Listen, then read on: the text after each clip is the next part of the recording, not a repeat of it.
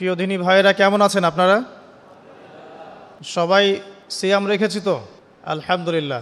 আমরা আল্লাহ পাকের দরবারে শুকরিয়া জানাই যে আল্লাহ পাক আমাদেরকে মাহে রমাদানে সুস্থ শরীরে সওম রাখার তৌফিক দান করেছেন। আলহামদুলিল্লাহ।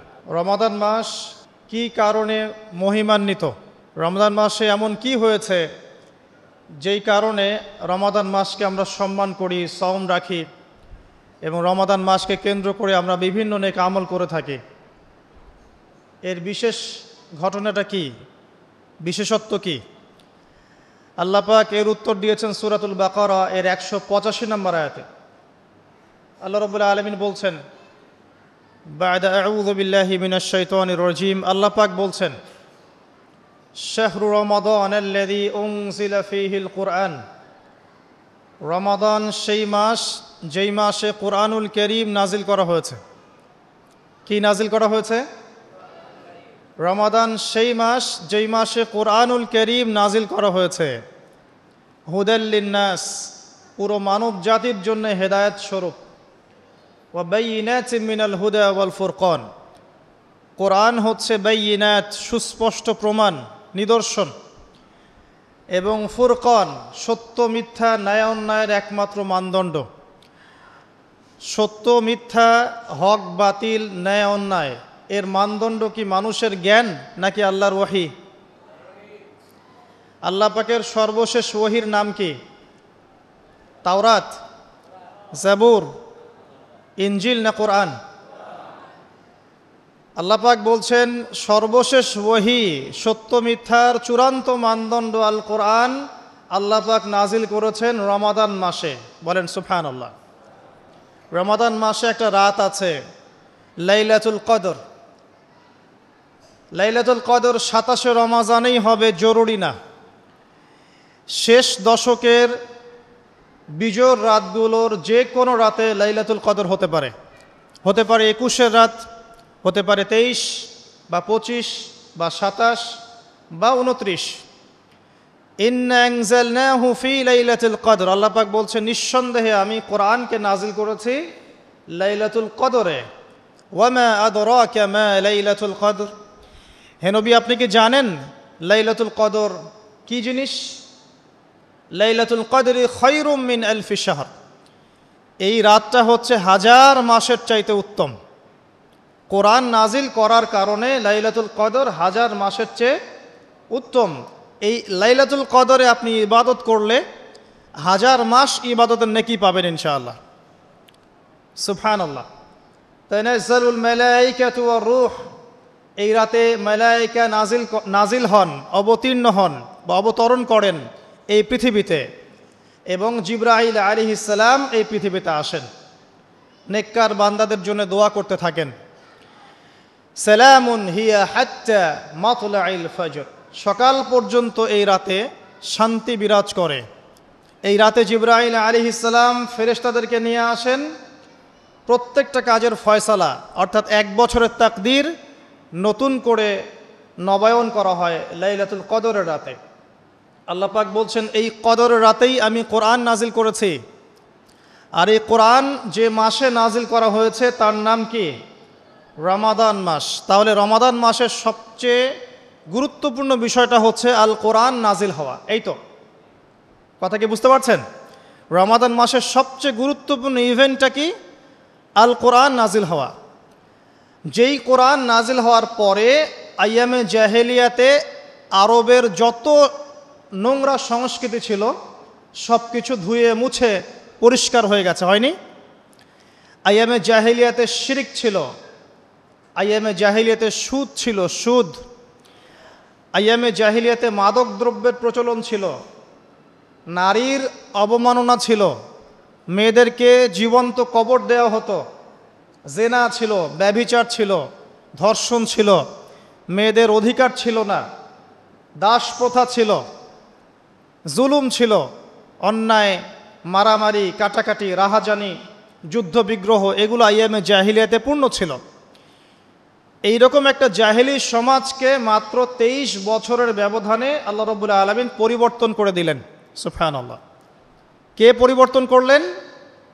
মুহাম্মদুর রাসূলুল্লাহ সাল্লাল্লাহু আলাইহি ওয়াসাল্লাম কিসের মাধ্যমে পরিবর্তন করলেন? আল্লাহর ওহী, কোরআন এবং সুন্নাহর মাধ্যমে। কত বছরের ব্যবধানে? মাত্র 23 বছর। মাত্র 23 বছর।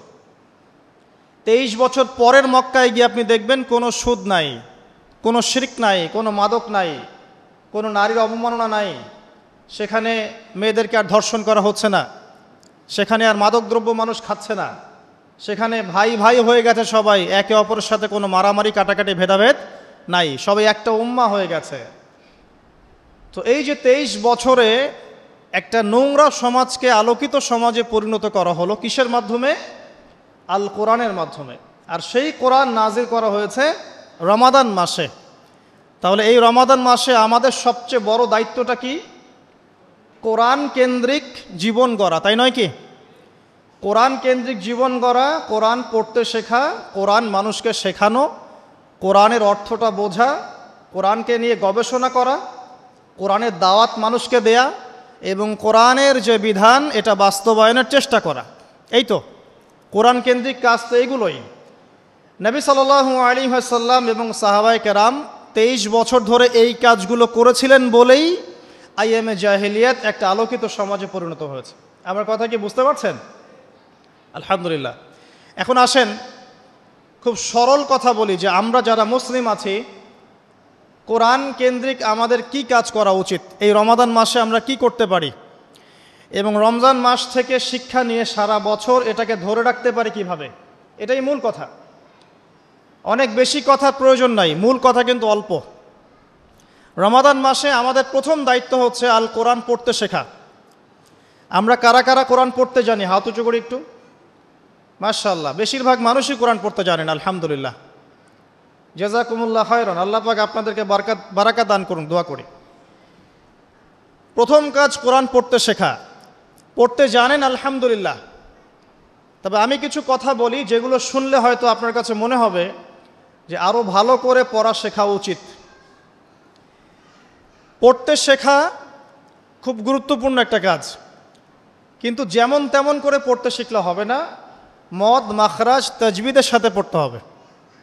যেমন একটা অক্ষর আছে কফ, বড় কফ, যেমন কফ দিয়ে একটা শব্দ আছে কুল। আপনারা সূরায় পড়ছেন নামাজে কুল হু আল্লাহু আহাদ, তাই পড়ছেন না? তো এই কুল শব্দের অর্থ হচ্ছে বলুন। কিন্তু আপনি যদি কফ এর মাখরাজটা ভুল করেন এবং কফ না বলে আপনি ছোট কাফ পড়েন এবং কুল না পড়ে আপনি কুল পড়েন, বলেন যে কুল হু আল্লাহু আহাদ, তাহলে অর্থটা পরিবর্তন হবে। অর্থ দাঁড়াবে খাও আল্লাহ এক এবং অদ্বিতীয়। আমি কি বুঝাতে পারছি? শুধুমাত্র কফ এর উচ্চারণ সঠিকভাবে না করার কারণে আপনার অর্থ পরিবর্তন হয়ে গেছে, বলো এর জায়গায় খাও অর্থ চলে এসেছে। আপনি পড়ছেন আল্লাহু আকবার, আলহামদুলিল্লাহি রাব্বিল আলামিন, এই তো আপনি পড়ছেন আলহামদুলিল্লাহ। শব্দটা কি? আলহামদুলিল্লাহ। এই হা এর মাখরাজ কোথায়? হা এর মাখরাজ কোথায় বলেন একজন? কণ্ঠনালীর মাঝখান থেকে। এখান থেকে আপনি উচ্চারণ করছেন আলহামদুলিল্লাহি রাব্বিল আলামিন। অর্থ দাঁড়াচ্ছে সমস্ত প্রশংসা জগৎসমূহের রব আল্লাহর জন্যে, ঠিক আছে? কিন্তু আপনি এই হায়ে হুত্তির জায়গায় যদি হায়ে হাওয়াস পড়েন, যার মাখরাজ অন্য জায়গা থেকে, আপনি পড়ছেন ফর এক্সাম্পল আলহামদুলিল্লাহি রাব্বিল আলামিন, যেমনটা অনেকেই পড়ে থাকে। কেমন আছেন? আলহামদুলিল্লাহ ভালো আছে, তাই না? কেমন আছেন? আলহামদুলিল্লাহ ভালো আছে। তো আলহামদুলিল্লাহ না বলে সে বলেছে আলহামদুলিল্লাহ। তো যে হায়ের উচ্চারণ পরিবর্তন হয়ে গেছে, এই কারণে অর্থ পরিবর্তন হয়ে দাঁড়াবে যে সমস্ত নিন্দা আল্লাহর জন্যে, যিনি জগৎসমূহের রব। আমার কথা কি বুঝতে পারছেন? শুধু হা এর মাখরাজ ভুল হওয়ার কারণে এই সমস্যা হলো। তাই যারা পড়তে শিখেছি আরও ভালো করে পড়তে শিখি, মদের সাথে, মাখরাজের সাথে, তাজবিদের সাথে সমস্ত নিয়মকানুনগুলো আবার চর্চা করি, যাতে আপনার তেলাওয়াতটা 100% বিশুদ্ধ হয়। আল্লাহ পাক তৌফিক দান করুন। ফর এক্সাম্পল একটা উদাহরণ দিচ্ছি, আলিফ লাম মিম, সূরা বাকারার প্রথমে আছে না আলিফ লাম মিম? এই আলিফ লাম মিমের অর্থ আছে, কিন্তু আল্লাহ ছাড়া এই অর্থ কেউ জানেন না।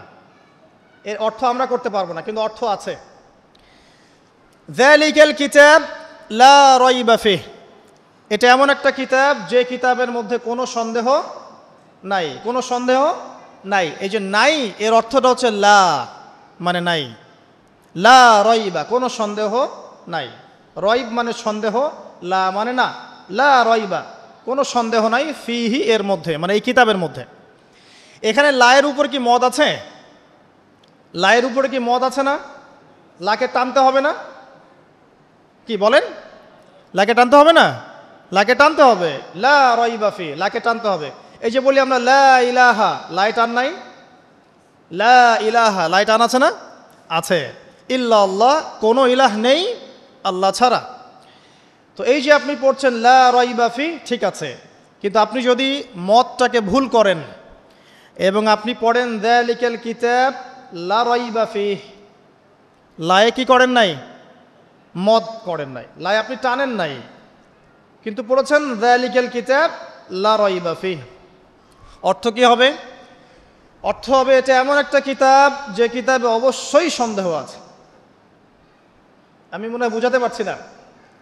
তখন অর্থ দাঁড়াবে এমন যে এটা এমন একটা কিতাব যেই কিতাবে অবশ্যই সন্দেহ আছে।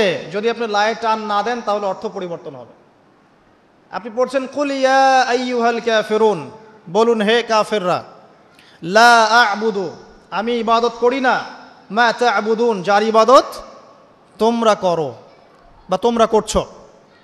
তো এখানেও লায়ের মধ্যে মদ আছে, লা আ'বুদু মা তা'বুদুন। কিন্তু আপনি যদি মদ না করেন, যদি পড়েন কুল ইয়া আইয়ুহাল কাফিরুন লা আ'বুদু মা তা'বুদুন, অর্থ কি হবে?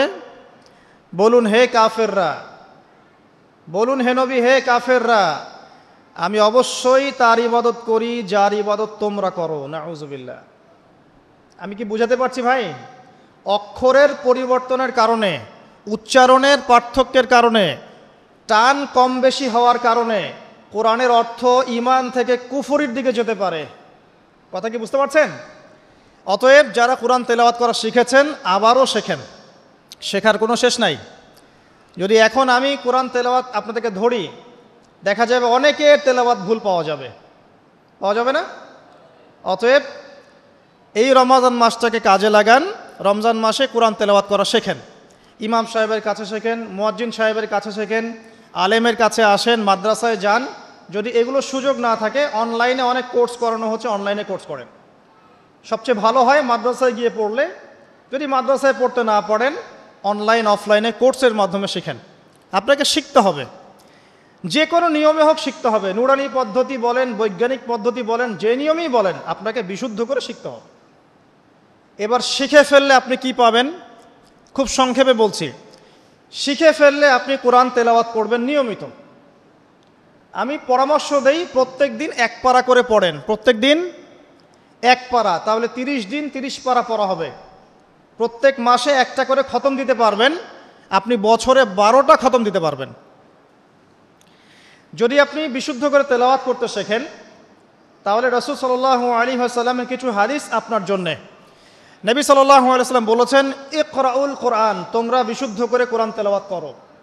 ফাইন্নাহু ইয়াতি ইয়াউমাল কিয়ামাহ শাফিআন লিআসহাবিহি, কারণ কিয়ামতের দিন কোরআন তার পাঠকের পক্ষে সুপারিশ করবে। সুবহানাল্লাহ। তিনি বলছেন সূরা বাকারা এবং সূরা আলে ইমরান সুপারিশ করবে, ওই পাঠকের উপরে ছায়া প্রদান করবে। কিয়ামতের মাঠে কোনো ছায়া থাকবে? আল্লাহর আরশের ছায়া থাকবে, কোরআন আপনাকে ছায়া দিবে। সূরা আলে ইমরান, সূরা বাকারা আপনাকে ছায়া দিবে। বিশুদ্ধ করে তেলাওয়াত করা শিখলে আপনি রাত্রেবেলা সূরা মুলক তেলাওয়াত করবেন। কোন সূরা? সূরা মুলক। যে ব্যক্তি রাতের বেলা তেলাওয়াত করে, এই ব্যক্তি মৃত্যুবরণ করলে ইনশাআল্লাহ তাআলা তার কবরের আযাব হবে না। কবরের আযাব কি চারটাখানি কথা? সূরা মুলক তেলাওয়াত করলে এই ব্যক্তিকে সূরা মুলক কবরের আযাব থেকে বাঁচিয়ে দিবে ইনশাআল্লাহ। 30টা আয়াত মুখস্থ করে ফেলতে পারেন। কোরআন তেলাওয়াত করা শিখলে আপনি আয়াতুল কুরসি পড়তে পারবেন। কোনটা? আল্লাহু লা ইলাহা ইল্লা হুয়াল হাইয়ুল কাইয়ুম, এখান থেকে শেষ পর্যন্ত। সূরা বাকারার আয়াত নাম্বার 255। প্রত্যেক ফরজ নামাজের পর যে ব্যক্তি বিশুদ্ধ করে আয়াতুল কুরসি তেলাওয়াত করবে, মৃত্যু ছাড়া তার জান্নাতে যাওয়ার কোনো বাধা নাই। সুবহানাল্লাহ। আর ছোট্ট সূরা আছে কিছু, সূরা ফালাক, সূরা নাস, সূরা ইখলাস। সকালে 3 বার সূরা ইখলাস, 3 বার ফালাক, 3 বার নাস। বিকেলবেলা বা সন্ধ্যার পরে 3 বার সূরা ইখলাস, 3 বার ফালাক, 3 বার নাস। নবী সাল্লাল্লাহু আলাইহি ওয়াসাল্লাম বলছেন, এই ব্যক্তিকে দৃশ্য অদৃশ্যের যাবতীয় ক্ষতি থেকে বাঁচানোর দায়িত্ব আল্লাহ নিয়ে নেবেন ইনশাআল্লাহ। কোনো বিপদ আপদ বালা মুসিবত হঠাৎ করে আপনাকে আক্রমণ করবে না ইনশাআল্লাহ। এরপরে আছে সূরা বাকারার শেষের 3টা আয়াত, লিল্লাহি মা ফিস সামাওয়াতি, এখান থেকে ফানসুরনা আলাল কওমিল কাফিরিন পর্যন্ত। নবী সাল্লাল্লাহু আলাইহি ওয়াসাল্লাম বলেছেন, যে ব্যক্তি রাতের বেলা এই আয়াতগুলো তেলাওয়াত করবে, সারা রাত নফল নামাজ পড়লে যে নেকি হতো, এই 3টা আয়াত তেলাওয়াত করলে সে নেকি হয়ে যাবে ইনশাআল্লাহ। এগুলো কি 4টাখানি কথা? সূরা আলে ইমরানের শেষের 10টা আয়াত, রাতের বেলা তিলাওয়াত করা সুন্নাহ, সারা রাত নফলের নেকি পাওয়া যায়। সূরাতুল কাফিরুন, কুল ইয়া আইয়ুহাল কাফিরুন, এই সূরাটা যদি কেউ ঘুমানোর সময় পাঠ করে, রাতে শোয়ার সময় পাঠ করে, আল্লাহ নবীজি বলছেন সেই ব্যক্তিকে আল্লাহ পাক শিরকের পাপ থেকে বাঁচাবে। কোন পাপ? শিরকের পাপ। আর আমি অনেক লেকচারে বলেছি যে প্রতি 1000-এ 999 জন মানুষ জাহান্নামে যাবে। প্রতি 1000-এ 999 জন মানুষ জাহান্নামে যাবে। তাদের আমল নামায় যে পাপটা থাকবে তার নাম হচ্ছে শিরক। কথায় শিরক, কাজে শিরক, বিশ্বাসে শিরক। আর এই শিরকে এখন আমরা হাবুডুবু খাচ্ছি। মুসলিমরা বিশ্বাস করে আল্লাহ ছাড়া অন্য কেউ সন্তান দিতে পারে, বিশ্বাস করে না? বিশ্বাস করে। মানুষ এখন বিশ্বাস করে আল্লাহ ছাড়া অন্য কেউ মহাবিশ্ব সৃষ্টি করেছে, বা মহাবিশ্ব এমনি এমনি সৃষ্টি হয়েছে বিগ ব্যাংয়ের মাধ্যমে, আল্লাহ সৃষ্টি করে নাই। মানুষ মনে করে জমিনে মানুষের বিধান চলবে, আল্লাহর বিধান জাদুঘরে থাকবে, এটা মানুষ মনে করে। মানুষ মনে করে মানুষ আল্লাহর হালালকে হারাম করতে পারে, আল্লাহর হারামকে হালালও করতে পারে। এটা মানুষের স্বাধীনতা, বাক স্বাধীনতা, ব্যক্তি স্বাধীনতা। মানুষ মনে করে যে আল্লাহ ছাড়া অন্য কাউকে সেজদা করা যায়, আল্লাহ ছাড়া অন্য কেউ সন্তান দিতে পারে, আল্লাহ ছাড়া অন্য কেউ ভালো মন্দের মালিক, জীবন মৃত্যুর মালিক, কল্যাণ অকল্যাণের মালিক। মানুষ এগুলো মনে করে। মানুষ এখন শিরকে হাবুডুবু খাচ্ছে, বিশ্বাসে শিরিক করে, কথায় শিরিক করে, অথবা কাজে শিরিক করে। মুসলিমরা আল্লাহ ছাড়া অন্য কাউকে সেজদা করে না, মুসলিমরা কবরে সেজদা করে না, মাজারে সেজদা করে না, মুসলিমরা কবরকে কেন্দ্র করে তাওয়াফ করে না, মুসলিমরা হাতে সুতা বালা পড়ে না, মুসলিমরা হাতে আংটি পড়ছে এবং মনে করছে যে এই আংটি ওকে রোগ থেকে বাঁচাবে, এই সুতা ওকে রোগ থেকে বাঁচাবে। মুসলিমরা চন্দ্র, সূর্য, গ্রহ, নক্ষত্রের কাছ থেকে কল্যাণ কামনা করে। মুসলিমরা মনে করে যে মানুষ আগামীকালকের আবহাওয়া বলতে পারে। মুসলিমরা রাশিচক্রে বিশ্বাস করে। মুসলিমরা টিয়া পাখির কথায় বিশ্বাস করে। দেখেন রাস্তার পাশে টিয়া পাখি বসে আছে, ভাগ্য গণনা করছে। এগুলো মুসলিমরা করে। শিরকের শেষ নাই। আমি একটা বইয়ের নাম বলি মাঝে মাঝেই, বইটার নাম হচ্ছে কিতাবুত তাওহীদ। কি নাম? কিতাবুত তাওহীদ। এই বইটা বাসায় কিনেন, দেখবেন শিরিক কত প্রকার, কি কি সব কিছু লেখা আছে এখানে, এবং কতভাবে আমরা শিরিক করি এটা লেখা আছে এখানে, বাঁচবেন কিভাবে সেটাও লেখা আছে। যাই হোক, সূরাতুল কাফিরুন যে ব্যক্তি শোয়ার সময় পড়বে, আল্লাহ পাক তাকে শিরকের পাপ থেকে বাঁচিয়ে রাখবেন ইনশাআল্লাহ তাআলা। আল্লাহ পাক শিরকের একটা গোপন পাপ আছে, গোপন শিরক, রিয়া, মানুষকে দেখানোর জন্য আমল করা, লোক দেখানো আমল। এটা থেকেও আল্লাহ পাক বাঁচাবে সেই ব্যক্তিকে, যে ব্যক্তি সূরা কাফিরুন রাতের বেলা তেলাওয়াত করবে ঘুমানোর সময় ইনশাআল্লাহ তাআলা। আর অনেক সূরা আছে। কারো যদি চোখ লাগা, বদনজর, জিন ঘটিত কোনো সমস্যা হয়, সূরা জিনের প্রথম 10টা আয়াত পরে দম করে ফু দিবেন, দেখবেন ইনশাআল্লাহ রোগী ভালো হয়ে গেছে ইনশাআল্লাহ। কারো যে কোনো অসুস্থতা থাকলে চিকিৎসা করবেন, ওষুধপত্র খাবেন, সব ঠিক আছে। তার আগে সূরা ফাতিহা পড়বেন। সূরা ফাতিহা পড়ে নিজের গায়ে দম করবেন, পানিতে দম করে খাবেন, দেখবেন সূরা ফাতিহার মধ্যে শিফা আছে। সূরা ফাতিহার মধ্যে শিফা আছে। এই সূরা আরেকটা নাম হচ্ছে আয়াতুশ শিফা। এই সূরার মধ্যে শিফা আছে, আরোগ্য আছে, আর অনেক আয়াত আছে, এগুলো বলতে গেলে সময় শেষ হয়ে যাবে। প্রথম যে কাজ আমাদের, সেটা হলো আল কোরআনকে বিশুদ্ধ করে পড়তে শেখা। আমার কথা কি বুঝতে পারছেন? যারা পড়া শিখেছেন আবার পড়া শেখেন। কারণ কি? আমি বললাম আপনার অক্ষরের পার্থক্যের কারণে, মদ মাখরাজের পার্থক্যের কারণে তাজবিদের নিয়মের ভুল ত্রুটির কারণে অর্থ পরিবর্তন হয়ে যেতে পারে, তখন সারাটা জীবন আপনি ভুল পড়ে যাবেন। আর আমি এটা আপনাকে হলফ করে বলতে পারি যে আপনি কোরআন যতটুকু তেলাওয়াত করছেন এবং নামাজে যে আরবিগুলো পড়ছেন এগুলোর মধ্যে অনেক ভুল ভ্রান্তি আছে, আপনি জানেন না। যদি আপনি কোনো আলেমের কাছে যান, তাকে শোনান, তিনি আপনার ভুল ধরাতে পারবেন। অতএব আবার বিশুদ্ধ করে পড়া শেখেন, আল্লাহ পাক তৌফিক দান করুন।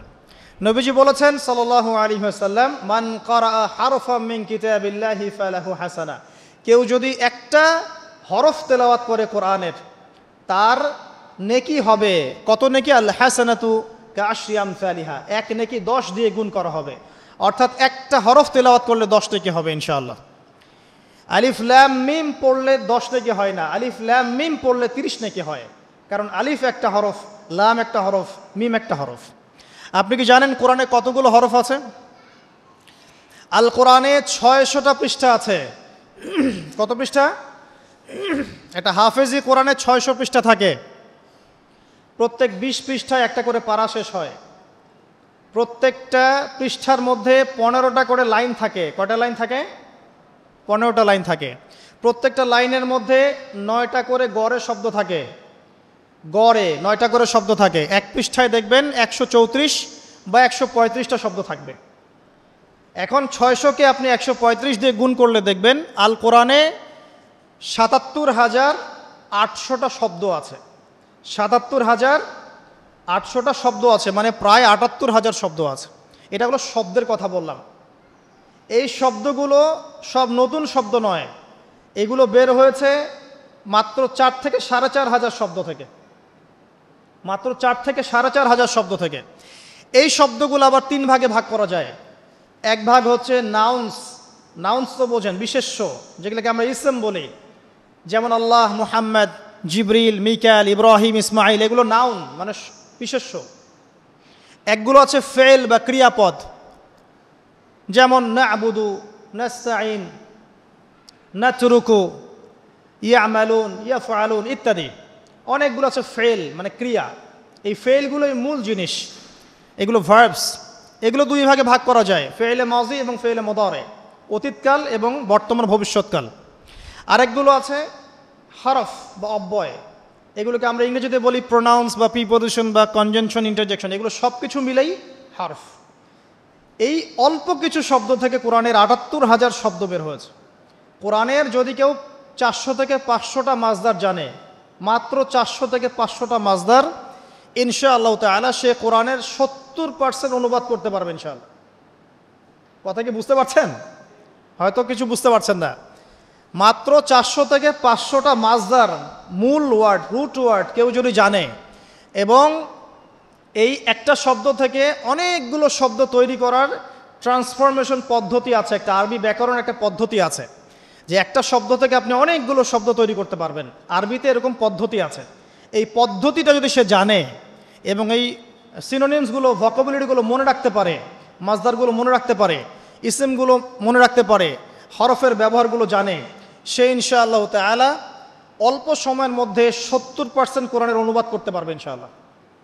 বাকি 30% কি হবে সেটা নিয়ে পরে চিন্তা করা যাবে। আমি একটা ছোট্ট উদাহরণ দিচ্ছি। সূরা ফাতিহা, এখানে কম বেশি 18 থেকে 20টা শব্দ আছে, ঠিক আছে? আলহামদুলিল্লাহি রব আলামিন, রহমান রহিম, মালিক ইয়াউমদ্দিন, শব্দগুলো আছে। হয়তো সব মিলিয়ে হবে 18 থেকে 20টা শব্দ। সূরা ফাতিহার এই শব্দগুলো কোরআনে রিপিট করা হয়েছে 7,800 বার। কতবার? 7,800 বার। মানে সূরা ফাতিহার অর্থ যে জানে, সে কোরআনের 7,800টা শব্দের অর্থ জানে। আল্লাহ পাক এই জন্যই বলেছেন, ওয়ালাকাদ ইয়াসসারনাল কুরআনা লিযিকরি ফাহাল মিন মুদ্দাকির। আমি কোরআনকে বোঝার জন্য সহজ করে দিয়েছি, উপদেশ গ্রহণের জন্য সহজ করে দিয়েছি। ফাহাল মিন মুদ্দাকির, কেউ কি আছো উপদেশ গ্রহণকারী? কোরআন বোঝা সহজ। হাদিস শাস্ত্র কঠিন। হাদিস শাস্ত্রের মধ্যে অনেক কঠিন শব্দ থাকে, অনেক উঁচু স্তরের ব্যাকরণ থাকে। কোরআন সত্যি বোঝা সহজ। শুধু প্রয়োজন আপনার পরিশ্রম, আপনার লেগে থাকা, আপনার দোয়া, আপনার অধ্যবসায় এবং আলেম উলামার কাছে যাওয়া আসা করা এবং ধারাবাহিকতা বজায় রাখা। ইনশাআল্লাহ 2টা বছর সময় দেন, দেখবেন ইনশাআল্লাহ তাআলা আপনি আল কোরআনের মিনিমাম 60 থেকে 70% বুঝতে পারছেন। আমি কিন্তু বলছি না যে আপনি মুফতি হয়ে যাবেন, মুহাদ্দিস হয়ে যাবেন, মুফাসসির হয়ে যাবেন, এটা বলছি না। কিন্তু আপনি কেউ কোরআন তেলাওয়াত করলে আপনি তার অর্থটা বুঝতে পারবেন। আসুন কোরআনকে সময় দিন রমাদান মাসে, প্রথমে তেলাওয়াত করা শিখুন, প্রত্যেক হরফে 10টা করে নেকি পাবেন। এই যে বললাম ৭৮,০০০ শব্দ, তাহলে অক্ষর কত লাখ আছে আপনি চিন্তা করেন। এখন বিশুদ্ধ করে তেলাওয়াত করা শিখলে যদি আপনি রমাদান মাসে এক খতম দেন কোরআন, এমনিই তো খতম দিলে আপনার প্রত্যেক হরফে 10 নেকি হবে, আর রমাদান মাসে খতম দিলে 70 থেকে 700 গুণ বাড়িয়ে দেওয়া হবে। তাহলে একটা খতম দিলে আপনার আমল নামায় কত কোটি নেকি লেখা হবে, এটা আপনি চিন্তা করেন। তাই রমাজানে যারা কোরআনকে সময় দিতে পারেনি এখনও, আমি বলবো তাদের চেয়ে হতভাগা আর কেউ নাই এখন। তাদের চেয়ে হতভাগা মানুষ এই পৃথিবীতে কেউ নাই। আর তার জন্য আফসোস, যে ব্যক্তির বয়স হয়ে গেছে, বার্ধক্যে চলে গেছে, কিন্তু কোরআন বিশুদ্ধ করে তেলাওয়াত করার সৌভাগ্য হয়ে ওঠে নাই। আল্লাহ পাক আমাদের সবাইকে কোরআন তেলাওয়াত করার তৌফিক দান করুন, আমিন। প্রত্যেক মাসে একটা করে খতম দেওয়ার তৌফিক দান করুন, প্রত্যেক দিন এক পারা করে পড়ার তৌফিক দান করুন, এবং কোরআনের অর্থ বোঝার তৌফিক দান করুন, আমিন। কোরআন তিলাওয়াত করা শেখার পরে কি করবেন? কিছু অংশ হিফজ করবেন, কিছু অংশ মুখস্থ করবেন। যারা পুরো মুখস্থ করে তাদেরকে আমরা বলি হাফেজে কোরআন, তাই তো? আমরা যারা হাফেজ হতে পারি নাই, আমাদের বাচ্চাদেরকে হাফেজ বানানো যায় না? আমার ছেলে, আমার মেয়ে, আপনার ছেলে, আপনার মেয়ে হাফেজ হতে পারে না? আর আমরা সারা জীবনে কত শত বই মুখস্থ করেছি। কেমিস্ট্রির ওই যে পর্যায় সারণী আপনার মুখস্থ, ফিজিক্সের সূত্রগুলো মুখস্থ, এই যে হায়ার ম্যাথের কঠিন কঠিন সূত্র মুখস্থ, ইকোনমিক্স মুখস্থ। আপনার বিসিএস কোচিং করছেন, আপনি কোন সাহিত্য কে লিখেছে, কোন কবিতা কে লিখেছে, কোন কবির জন্ম কবে, মৃত্যু কবে, সব মুখস্থ, তাই না? আমরাও তো পড়েছি এগুলা। তো এগুলো মুখস্থ করায় না? কত গল্প, প্যারাগ্রাফ রচনা আপনি মুখস্থ করেছেন। কোরআন 600 পৃষ্ঠার একটা কিতাব, আপনি মুখস্থ করতে পারবেন না, এটা কিন্তু বিশ্বাসযোগ্য কথা নয়। বরং পৃথিবীর কোনো বই মানুষ হুবাহু বলতে পারে না কোরআন ছাড়া। বেদ মানুষ কি মুখস্থ বলতে পারে? বাইবেল মানুষ মুখস্থ বলতে পারে? জাবুর, ইনজিল মানুষ মুখস্থ বলতে পারে? কোরআন ছাড়া কোনো কিতাবই মানুষ মুখস্থ বলতে পারে না। কিন্তু কোরআন, আজকে যদি কোরআন পৃথিবী থেকে মুছে ফেলা হয়, মানে পৃথিবী থেকে সমস্ত কোরআনের কপি যদি আজকে মুছে ফেলা হয়, কালকে দেখবেন আগামীকাল কোরআনের হাফেজরা কোরআন আবার লিখে ফেলবে ইনশাআল্লাহ। এটাই কোরআন। ইন্না নাহনু নাযালনা যিকরা ওয়া ইন্না লাহু লাহাফিজুন। আমি এই কোরআন, এই জিকির নাজিল করেছি, আর আমি আল্লাহ এর হেফাজত করব। আল্লাহ পাক দায়িত্ব নিয়েছেন। অতএব আমরা হাফেজ হওয়ার চেষ্টা করি। এখন কথা হচ্ছে, আমরা সবাই তো আর 30 পারা হাফেজ হতে পারবো না, তাই তো? তাহলে আমি কিছু ইম্পর্টেন্ট সূরা বলছি, কিছু ইম্পর্টেন্ট সূরা, ইম্পর্টেন্ট আয়াত, এগুলো সবাই মুখস্থ করবেন, পারবেন? 1 নম্বর সূরা ফাতিহা, 2 নম্বর সূরা বাকারার প্রথম 5টা আয়াত, এরপর সূরা বাকারার 255 নম্বর আয়াত, আয়াতুল কুরসি, এরপর সূরা বাকারার শেষের 3টা আয়াত, এরপর সূরা আলে ইমরান শেষের 10 আয়াত, এরপর সূরা কাহফ প্রথম 10 শেষ 10, এরপর সূরা জিন প্রথম 10, এরপর সূরা মুমিনুন শেষের আয়াতগুলো, শেষের 10টা আয়াতের মতো, সূরা ফুরকান শেষের কিছু আয়াত, সূরা ফালাক, সূরা নাস, সূরা ইখলাস, সূরা কাফিরুন। এগুলো পড়া যাবে না? সূরা হাশর শেষের 3টা আয়াত, সূরা হাশরের শেষের আয়াতগুলো, সূরা হজের শেষের আয়াতগুলো। এরপরে আপনি পড়বেন সূরা তাহার কিছু আয়াত, তারপরে আছে সূরা বনী ইসরাইল এর কিছু আয়াত, সূরা মুলক মুখস্থ করবেন, সূরা মুলক। আর 2টা সূরা অবশ্যই মুখস্থ করবেন, সূরা আর রহমান, সূরা ইয়াসিন। এতটুকু পারা যাবে না? খুব বেশি পড়া দিলাম? আচ্ছা, এই রমজানে না পারি, এই রমজান থেকে আগামী রমজান আসা পর্যন্ত পারা যাবে না? পারা যাবে ইনশাআল্লাহ তাআলা। আল্লাহ পাক আমাদের সবাইকে কোরআনের মিনিমাম 1 পারা হিফজ করার তৌফিক দান করুন, আমিন। আর আমাদের বাচ্চাদেরকে আল্লাহ পাক কোরআনের হাফেজ হিসেবে কবুল করুন, বড় আলেম হিসেবে কবুল করুন, আল্লাহর দিনের বড় দায়ী এবং মুজাহিদ হিসেবে কবুল করুন, আমিন। এরপর কি কাজ? কোরআনের অর্থ বুঝতে হবে। বারবার একটা কথা বলি যে কোরআন তেলাওয়াত করলে প্রত্যেক হরফে 10 নেকি হবেই। অথবা 70 নেকি হবে, অথবা 700 নেকি হবে। কিন্তু অর্থ না বুঝলে কোরআনের মৌলিক হকটা আদায় হবে না। কিভাবে? যেমন আমি যদি বলি ওয়ালা তাকরাবুজ জিনা, কতজন এর অর্থ বুঝেছেন? হাত তোলেন দেখি। এই কয়েকজন অর্থ বুঝেছেন, বাকিরা বোঝেন নাই। যারা বোঝেন নাই তাদেরকে যদি আমি এখন বলে দেই যে ভাই বা চাচা, ওয়ালা তাকরাবুজ জিনা এর অর্থ হচ্ছে জেনার ধার কাছেও যেও না, এবার কি সে অর্থ বুঝতে পারে নাই? এখন এই যে সে অর্থটা বুঝতে পারলো, সে কি এই আয়াত থেকে হেদায়েতটা পেয়েছে না? জেনার কাছে যাওয়া যাবে না শিক্ষাটা পেয়েছে না?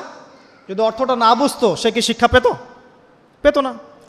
যদি আমি বলি ইত্তাকুল্লাহ ওয়া যারু মা বাকিয়া মিনার রিবা, আল্লাহকে ভয় করো, সুদের অবশিষ্ট অংশ ছেড়ে দাও, ওয়া ইল্লাম তাফআলু ফা'যারু বিহারবিন মিনাল্লাহি ওয়া রাসূলিহি, যারা অর্থ জানে না তারা কি হেদায়েত পেয়েছে? পাবে। কিন্তু যারা অর্থ বুঝেছে তারা বুঝতে পারবে যে হ্যাঁ, আল্লাহ এখানে বলছেন যে ব্যক্তি সুদ খায় সে যেন আল্লাহ এবং তার রাসূলের সাথে যুদ্ধের ঘোষণা শুনে রাখে।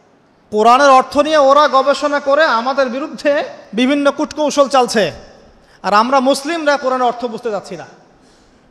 এক শ্রেণীর মানুষ মনে করে যে কোরআনের অর্থ বুঝলে কিছু মানুষের ভাত আর টিকবে না জমিনের মধ্যে। কিছু মানুষ মনে করে যে কোরআনের অর্থ যদি সবাই বুঝে ফেলে তাহলে এক শ্রেণীর মানুষের ধর্ম ব্যবসা টিকবে না। আল কোরআনুল কারীম নির্দিষ্ট কিছু মানুষের জন্য নয়, পুরো মানব জাতির জন্যেই। একজন অমুসলিম কি কোরআন পড়ে হেদায়েত পেতে পারে না? একজন হিন্দু ভাই সে কোরআন পড়ে কি এক ঈশ্বরে বিশ্বাস করে ইসলাম কবুল করতে পারে না? তো কোরআন থেকে হেদায়েত পেতে হলে তো অর্থটা জানতে হবে।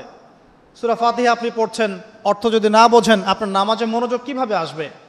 মালিকি ইয়াউমিদ্দিন আপনি বলছেন নামাজের মধ্যে, মালিকি ইয়াউমিদ্দিন, বিচার দিনের মালিক। তারপরেও যদি আপনি চিন্তা করেন আমি এই জমিনের মালিক, তাহলে কি হবে? ইয়াকা না'বুদু ওয়া ইয়াকা নাস্তাঈন, আমরা নামাজে বলছি আল্লাহ শুধু আপনারই ইবাদত করি, আপনার কাছেই সাহায্য চাই। এই ব্যক্তি কি মসজিদ থেকে বের হয়ে কবরে সেজদা করতে পারবে? সে তো নামাজে বলেছে আমি শুধু আপনারই ইবাদত করি, আপনার কাছেই সাহায্য চাই। অতএব অর্থ জানার দরকার আছে না? রুকুতে কি পড়ছি, তাসবিতে সেজদায় কি পড়ছি, আত্তাহিয়াতুর অর্থ কি, দরুদ শরীফের অর্থ কি, দোয়ায়ে মাসুরার অর্থ কি, হাত তুলে আমরা কি দোয়া করি, এগুলো অর্থ বুঝলে নামাজে মনোযোগ বাড়বে না? কোরআন তেলাওয়াত করতে করতে অর্থ বুঝতে থাকলে আপনি কোরআনকে ফিল করতে পারবেন না, ভিতরে ঢুকতে পারবেন না। যখন আপনি অর্থটা বুঝবেন তখন দেখবেন আপনি কোরআনকে এত বেশি ফিল করবেন, মানে কোরআনকে আপনি ভিতর থেকে অনুভব করবেন যে কোরআন কি জিনিস, এর মধ্যে কত কাব্য আছে, সাহিত্য আছে, ইতিহাস আছে, কেসা আছে, শিক্ষণীয় বিষয় আছে, জাহান্নামের আয়াত আছে, জান্নাতের আয়াত আছে, বৈজ্ঞানিক আয়াত আছে, কৃষির আয়াত আছে, আকাশকে নিয়ে আয়াত আছে, ব্যবসা নিয়ে আয়াত আছে, আপনার পরিবার নিয়ে আয়াত আছে, মহিলাদেরকে নিয়ে আয়াত আছে, পুরুষদেরকে নিয়ে আয়াত আছে, জীববিজ্ঞান নিয়ে কথা আছে, মহাকাশ নিয়ে কথা আছে। এমন কোনো বিষয় নাই যেটা আল্লাহ পাক কোরআনে বলেন নাই। এমন কোনো বিষয় নাই যেটা আল্লাহ পাক কোরআনে বলেন নাই। যে কবি বা কাব্য বা সাহিত্য পছন্দ করে সে যদি সূরা হুদ পড়ে, সূরা শুআরা পড়ে, সে বুঝবে কাব্য সাহিত্য কাকে বলে। যে সাহিত্য উপন্যাস পছন্দ করে সে যদি সূরা ইউসুফ পড়ে, সূরা ইউসুফ, তাহলে বুঝবে যে উপন্যাস কাকে বলে, আহসানুল কসাস কাকে বলে। কেউ যদি এই ছন্দ চর্চা করতে ভালোবাসে সে সূরা রহমান পড়ে দেখুক ছন্দ কাকে বলে। কোরআনের এক একটা সূরা আপনি পড়েন, ভিতরে ঢোকেন, দেখবেন কোরআনকে আপনি ফিল করতে পারছেন। আর রমজান মাস ছাড়া অন্য কোন মাসে আপনি কোরআন চর্চা করবেন? রমজান মাস ছাড়া অন্য কোন মাসে কোরআনকে শিখবেন, বুঝবেন, আমল করবেন? আল্লাহ পাক বোঝার তৌফিক দান করুন, আমিন। আর অনেক কথা বলার ছিল কিন্তু সময় কম, এক কথায় কোরআন অর্থটা বোঝার চেষ্টা করেন। এখন অর্থ বুঝতে হলে কি করতে হবে? কঠিন। অর্থ বুঝতে হলে আপনাকে আরবির যে ক্লাসিক্যাল বইগুলো আছে ব্যাকরণের, সেগুলো পড়তে হবে। আর এই বইগুলো কি একা পড়া যাবে? উত্তর না, এই বইগুলো একা একা পড়া যাবে না, ওস্তাদের কাছে যেতে হবে। মিজান মুনসাহেব পড়তে হবে আপনাকে, নাহু সরফের কিতাব পড়তে হবে, বালাগাতের কিতাব পড়তে হবে। এগুলো পড়ার পরে আপনি ইসম ফেল হরফ বুঝবেন, এসো আরবি শিখি পড়বেন, সফওয়াতুল মাজদার পড়তে হবে, অনেক বই পড়তে হবে। পড়ার পরে আপনি বুঝতে পারবেন কোরআনের ভাষাটা কি। তবে সবাই তো আর এটা পারবে না, পারবে? সবার পক্ষে তো পসিবল না। তাহলে সবার জন্য একটা সলিউশন, আপনার কাছে যে তাফসিরটাকে ভালো মনে হয়, তাফসিরে মারিফুল কোরআন হোক, তাফসির ইবনে কাসির হোক, তাফসিরে জালালাইন হোক, যেটা আপনার কাছে ভালো মনে হয় সেই তাফসির বাসায় কিনেন, বাসায় কিনে প্রত্যেক দিন 10টা করে আয়াতের অনুবাদ পড়েন। পারবেন? এটা কি কঠিন? সহজ। কিন্তু অনুবাদ পড়লেই কিন্তু আপনি কোরআন বুঝতে পারবেন না, এটা মনে রাখেন। কোরআন অনুবাদটা কিন্তু কোরআন নয়, অনুবাদটা কিন্তু আমার ভাষায় আমি ট্রান্সলেট করেছি, কিন্তু আরবি থেকে আরবি বুঝতে না পারলে আপনি মূল কোরআনটা পাবেন না। আমি আসলে বুঝাতে পারছি না, মানে আমি বুঝছি জিনিসটা কিন্তু আমি আপনাকে বোঝাতে পারছি না।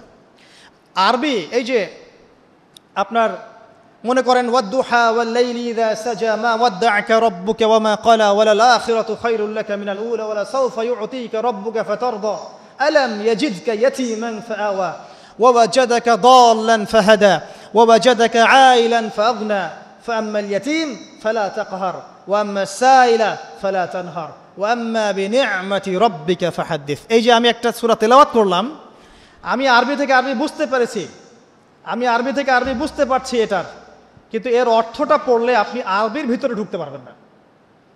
আরবি যদি আপনি শিখেন, বোঝেন, আপনি ফিল করবেন যে কি দরদ দিয়ে আল্লাহ পাক কথাগুলো বলছেন।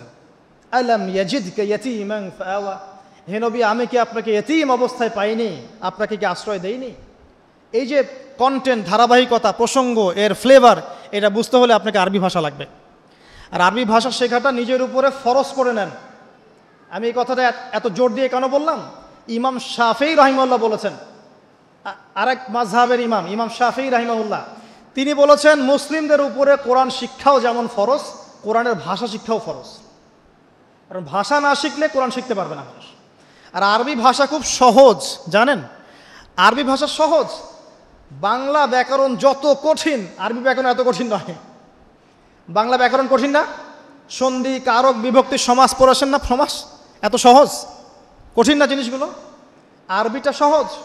ইংরেজিতে আপনি টেন্স পড়ছেন, ভয়েস, ন্যারেশন, কত কি পড়ছেন না? কঠিন। আরবিটা কিন্তু সহজ। আর আপনি কোরআনের আরবিটুকু বোঝেন। আমি তো বলছি না সারাদিন আপনাকে আরবিতে কথা বলতে হবে, শুধু কোরআনের আরবিটুকু বোঝার চেষ্টা করেন, কারণ যাতে করে আপনি কোরআন, আল্লাহর কিতাব, আল্লাহর ভাষায় আপনি বুঝতে পারেন। আল্লাহ পাক তৌফিক দান করুন। আর যারা একেবারেই পারছেন না, অনুবাদ কিনেন, বাসায় তাফসির কিনেন, বাসায় 10টা করে আয়াত পড়েন, অনুবাদ পড়েন। কিন্তু অনুবাদ পড়েই ফতোয়াবাজি করবেন না, অনুবাদ পড়ে ফতোয়াবাজি করবেন না। অনুবাদ পড়ে অনেকে কিন্তু আবার গোমরাও হয়ে গেছে। এক শ্রেণী মানুষও বের হয়েছিল, এখনও আছে, যে কোরআন মানি, হাদিস মানি না। অনুবাদ পড়ে দেখবে যে অনুবাদে লেখা আছে ওয়ালাকাদ সাররাফনা ফি হাযাল কুরআন লিন-নাস মিন কুল্লি মাসাল, কোরআনে আল্লাহ পাক সব বিষয়ে ব্যাখ্যা করেছেন। তখন সে বলবে কোরআন যথেষ্ট, হাদিসের দরকার নাই। এই যে আল্লাহ পাক কোরআনে বলেছেন, দলিল আছে। তো কোরআন পড়েও মানুষ বিভ্রান্ত হতে পারে। কিন্তু অতএব অনুবাদ পড়ে যেটা বুঝবেন না, অবশ্যই আলেম ওলামার কাছে আসবেন। এবং আমি সবসময় বলি, বাংলাদেশের প্রেক্ষাপটে কওমি ঘরানার ওলামায়ে কেরাম যারা আছেন তাদের কাছে জ্ঞানের গভীরতা অনেক বেশি। এই কথাটা আমি বলেছি, বাস বলেছি, এর পিছনে অনেক ভিত্তি আছে। আমি যাচাই বাছাই করে, গবেষণা করে, অভিজ্ঞতার আলোকে কথাটা বলেছি।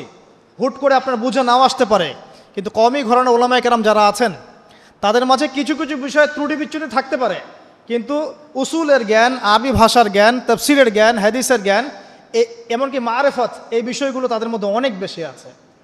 এই জন্যে আমি তাদের কথা বলি গর্বের সাথে যে আলহামদুলিল্লাহ বাংলাদেশে আল্লাহ পাক এই শ্রেণীর উলামায়ে কেরামকে দিয়ে ধন্য করেছেন।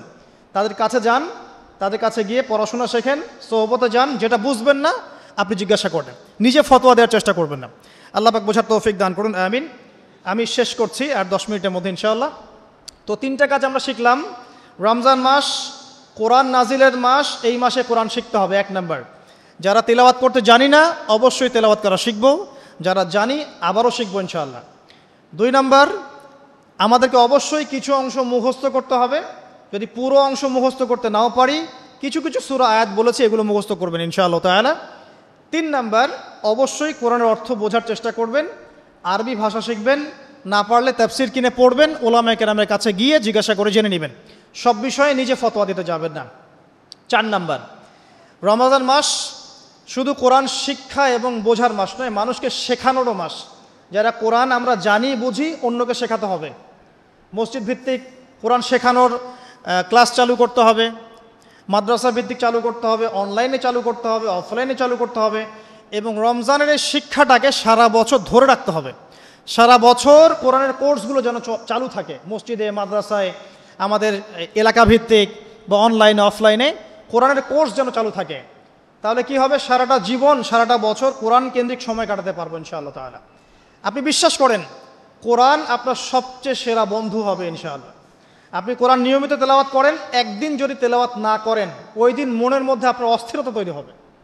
খেয়াল করে দেখবেন মনটা আপনার অস্থির হয়ে যাবে, মনে হবে কি জানি আপনি আজকে করেন নাই। কোরআন আপনার মনের দরজায় এসে কোরআন আনবে, আজকে আমাকে পড়ো নাই, আজকে আমাকে পড়ো নাই। এমনও মানুষ আছে, আমার পরিবারের মধ্যেও আছে আলহামদুলিল্লাহ, যে কোরআন পড়তে বসলে একাধারে 3, 4, 5, 6 পারা পড়ে শেষ করে ফেলতে, এমন আছে। আজকে কয় পারা পড়েছো? আজকে 4 পারা পড়া শেষ আলহামদুলিল্লাহ। যারা পড়ার ভিতরে ঢুকে যায়, পড়ার ভিতরে ঢুকে গেছে, অর্থ বুঝছে, দেখবেন তার খাওয়ার ঠিক নাই, ঘুমের ঠিক নাই, তার পেশাব পায়খানাও ঠিক নাই, সে পড়ছে আর পড়ছে, পড়ছে আর পড়ছে। দেখবেন এই মহব্বত তৈরি হবে তখন যখন আপনি কোরআনটা বুঝবেন, সময় দিবেন। আমরা নিয়াত করি আল্লাহ পাক আমাদের সবাইকে প্রত্যেক দিন কোরআনকে সময় দেওয়ার তৌফিক দান করুন, আমিন। এবং কোরআন তেলাওয়াত করলে যে নেকি হবে, আল্লাহ পাক আপনার প্রতি রহম করবেন, বরকত দিবেন, আপনার জন্য পরকালে কোরআন সুপারিশ করবে। শুধু তাই না, আপনি শারীরিক মানসিকভাবে সুস্থ থাকবেন। কোরআন ওয়া নুনাজ্জিলু মিনাল কোরআন মা হুয়া শিফাউন ওয়া রাহমা, কোরআনের মধ্যে আল্লাহ পাক শিফা এবং রহমত নাজিল করেছেন। কোরআনের শিফা আছে, শিফা আরোগ্য আছে। যারা বেশি বেশি কোরআন তেলাওয়াত করে তারা কম অসুস্থ হয়। এবং আরেকটা কথা বলি, এখন আমাদের দুনিয়ার অনেক চাপ না, মাথায় অনেক প্রেশার নিতে হয় না, পারিবারিক চাপ, অফিসের চাপ, ব্যবসার চাপ নিতে হয় না। যে যত বেশি কোরআন তেলাওয়াত করে তার মাথার চাপ নেওয়ার ক্ষমতা তত বেশি হয়। উসমান রাদিয়াল্লাহু আনহুর বাড়ি ঘেরাও করে রেখেছে এক শ্রেণীর মানুষ, যারা তাকে হত্যা করতে চাচ্ছে। তারাও নাকি মুসলিম। তিনি জানেন যে এখন তারা এসে তাকে হত্যা করবে। শেষ সময় হলে আপনি কি করতেন? কিছু একটা তো করতেন, পালানোর চেষ্টা করতেন, অথবা ওসিয়ত করতেন, বা কিছু একটা করতেন, বা ওদেরকে প্রতিহত করার চেষ্টা করতেন। উসমান রাদিয়াল্লাহু আনহু কোরআন খুলে তেলাওয়াত করতে শুরু করলেন। তেলাওয়াত করতে করতে করতে করতে এই 1 পারা কি 1.5 পারা এই কাছাকাছি এসেছেন, তখন ওরা পিছন থেকে তার দাড়িটা ধরে গলার মধ্যে ছুরি চালিয়ে দিয়েছে। উসমান রাদিয়াল্লাহু আনহু যিন্নুরাইন, দুইজন মেয়ের, রাসূল সাল্লাল্লাহু আলাইহি ওয়াসাল্লামের 2 মেয়ের জামাই, জান্নাতের সার্টিফিকেট প্রাপ্ত মানুষ, তাকে মানুষ জবাই করে হত্যা করেছে। তাকে মানুষ জবাই করে হত্যা করেছে। তার গলার থেকে এই রক্তের ফিনকি গিয়ে কোরআনের উপর গিয়ে পড়ল। শেষ আমল ছিল তার কোরআন তেলাওয়াত। মানুষ যখন কোরআনের মধ্যে ডুবে যায় তখন এখানেই শান্তি পায়। আর এখন আমরা শান্তি খুঁজছি মিউজিকের মধ্যে, তাই না? পর্নোগ্রাফির মধ্যে, সিরিয়াল দেখতে, ইউটিউবিং করতে, ফেসবুকিং করতে, আড্ডাবাজি করতে, ক্যারাম খেলতে, জুয়া খেলতে, এগুলোতে শান্তি খুঁজে। এগুলো শান্তি দেয় না, এগুলো সাময়িক বিমোহিত করে, সাময়িক একটা মজা দিবে আপনাকে, শান্তি দিবে না। কোরআনে ডুবে যান, আপনি শান্তি পাবেন, দেখবেন ইনশাআল্লাহ তাআলা। আজকে বাসায় গিয়ে একটা রিকোয়েস্ট আমার, অনেক কিছুই তো বলতে পারি, একটা খালি কথা বলছি। সূরা ইউসুফ নাম শুনেছেন? সূরা ইউসুফটাকে ভালো করে পড়েন। জাস্ট একটা সূরা বলুন, জাস্ট একটা সূরা, সূরা ইউসুফটাকে আজকে বাসায় গিয়ে প্রথম থেকে শেষ পর্যন্ত পড়েন। দেখেন কি ট্র্যাজেডি, কি ঘটনা। একজন নবী, তার এতগুলো সন্তান, একটা সন্তান অত্যন্ত সুন্দর, তার প্রতি হিংসা করা হয়। তার ভাগ্য দেখবেন, তার ভাগ্য ঘুরছে কিভাবে। একবার নবীর বাড়ি থেকে কুয়ার মধ্যে, কুয়া থেকে বাজারে, বাজার থেকে রাজপ্রাসাদে, রাজপ্রাসাদ থেকে জেলখানায়, জেলখানা থেকে এই যে একদম রাষ্ট্রপ্রধান। কি ভাগ্য ঘুরে ঘুরে আসছে, কি ট্র্যাজেডি।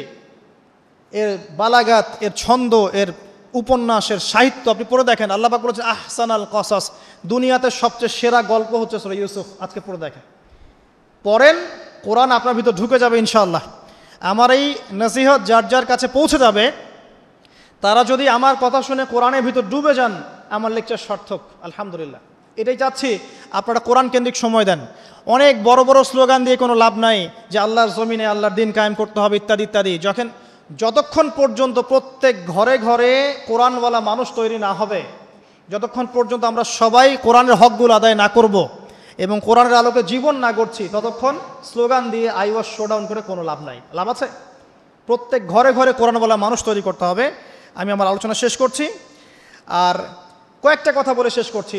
সেটা হলো যে এই বিষয়গুলোর পাশাপাশি আমাদেরকে কোরআনের আদেশগুলো মেনে চলার চেষ্টা করতে হবে। শুধু জানবো কিন্তু আমল করব না, এমনটা করলে চলবে না। জানি বুঝি আমলও করতে হবে। কোরআনের আদেশ কেমন?